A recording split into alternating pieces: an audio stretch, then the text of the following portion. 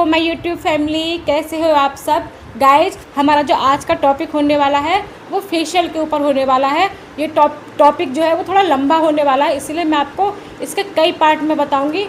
आप सब लोग जानते हैं कि फेशियल क्या होता है, बट फेशियल करने के क्या लाभ होते हैं, फेशियल करने का उद्देश्य क्या होता है, फेशियल करने के क्या हानि होती है, फेशियल करने के लिए हमें किन किन चीज़ों की ज़रूरत पड़ती है, हमें ट्रॉली सेटिंग कैसे करनी चाहिए, फेशियल करने से पहले हमें किन सावधानियों का प्रयोग करना चाहिए और फेशियल करने के बाद हमें किन सावधानियों का प्रयोग करना चाहिए, फेशियल हमें किस एज ग्रुप से कराना चाहिए, किस कॉम्प्लेक्सन पे कौन सा फेशियल जाएगा, उसके अकॉर्डिंग भी मैं आपको बताने वाली हूँ। फेशियल की थ्योरी के बाद मैं आपको फेशियल के स्टेप बाय स्टेप बताऊंगी, अपनी डमी पे समझाऊंगी। आप उनको देखिएगा, उनकी प्रैक्टिस कीजिएगा। अगर कुछ भी समझ में नहीं आता है तो आप लोग मुझे कमेंट करके पूछ सकते हैं, उसके बाद मैं आपको फेशियल का डेमो दूंगी। तो प्लीज़ गाइज, आप डायरी लेके बैठिएगा, मेरी थ्योरी को नोट कीजिएगा। फिर भी आपको कहीं कोई डाउट होता है, कोई कन्फ्यूजन होता है, आप मुझसे पूछ सकते हैं।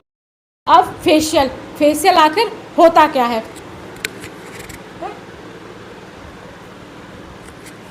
फेशियल एक ही समय में चमकदार और हेल्दी स्किन पाने का सबसे आसान तरीका होता है। फेशियल एक ही समय में चमकदार और हेल्दी स्किन पाने का सबसे आसान तरीका होता है। इसे करने से हमारी स्किन खिल उठती है, यानी हमारी स्किन पे शाइन आती है। ठीक है, इसे करने से हमारे चेहरे के dead skin, black heads, white heads और हमारे फेस पर जो एक्स्ट्रा ऑयल होता है उसे बड़ी आसानी से क्लीन किया जा सकता है, निकाला जा सकता है। फेशियल करने से हमारी स्किन का कालापन भी दूर होता है और हमारी स्किन खिल उठती है। ठीक है, फेशियल का उद्देश्य एवं लाभ। फेशियल करने के हमें क्या लाभ होते हैं या फेशियल करने का क्या उद्देश्य होता है। नंबर 1, फेशियल हमारे चेहरे की गर्दन और मांसपेशियों को खिंचाव देता है।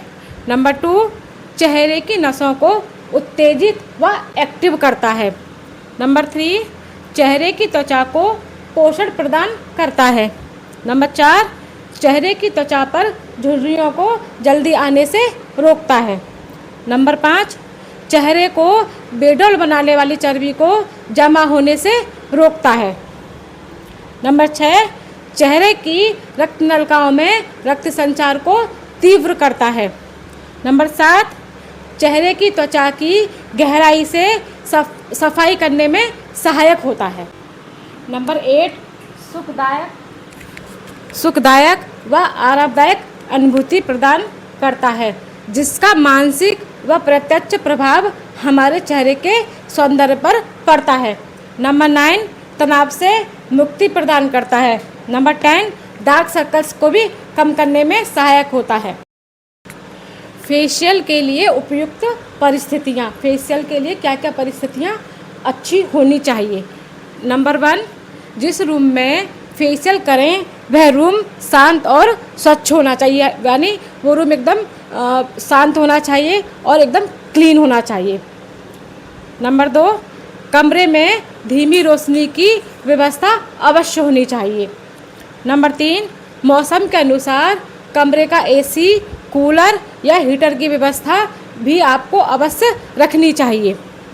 नंबर 4, हल्के संगीत की व्यवस्था होनी चाहिए। नंबर 5, फेशियल रूम की ट्रॉली अलग होनी चाहिए। नंबर 6, फेशियल करते समय बाहर का कोई भी व्यक्ति अंदर आकर बात नहीं करना चाहिए। फेशियल के लिए आवश्यक सभी सामान फेशियल रूम में उपलब्ध होना चाहिए।